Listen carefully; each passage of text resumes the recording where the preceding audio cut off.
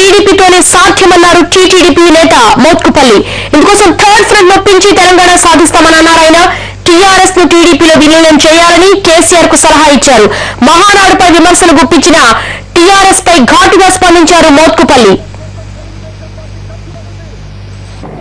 తెలంగాణ కోసం తెలుగుదేశం పార్టీ కట్టుబడింది. చిన్న రాష్ట్రానికి కావాలనే డిమాండ్ తెలుగుదేశం పార్టీకి ఉన్నటువంటి డిమాండ్ కూడా మరొకసారి సందర్భంగా తెలియజేస్తా ఉన్నా. ఈ దేశంలో ఖచ్చితంగా కాంగ్రెస్ పార్టీ రావడం ఖాయం. రాబోయే కాలంలో థర్డ్ ఫ్రంట్ ముందుకు రావడం ఖాయం.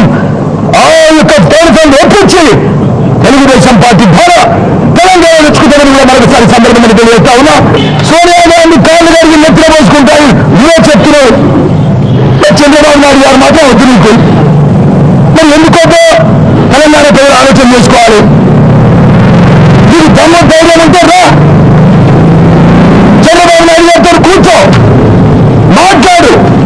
లేదు నీ పార్టీని రద్దు చేసుకొని తెలుగుదేశం పార్టీ వెళ్తాయి.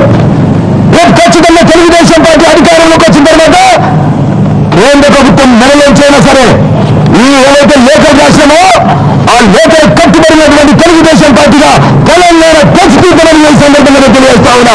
విభజన చరిత్రలో అయితే ఉద్యమంలో వ్యక్తిపోయిన కుటుంబాలకు నువ్వు ఎందుకు టికెట్ ఇవ్వడం లేదు?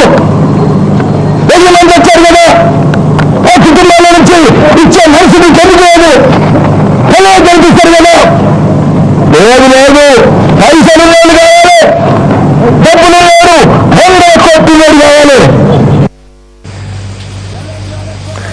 టీకాంగ్ ఎంపీలు పార్టీని వీడడంపై స్పందించారు సీఎం కిరణ్ కుమార్ రెడ్డి.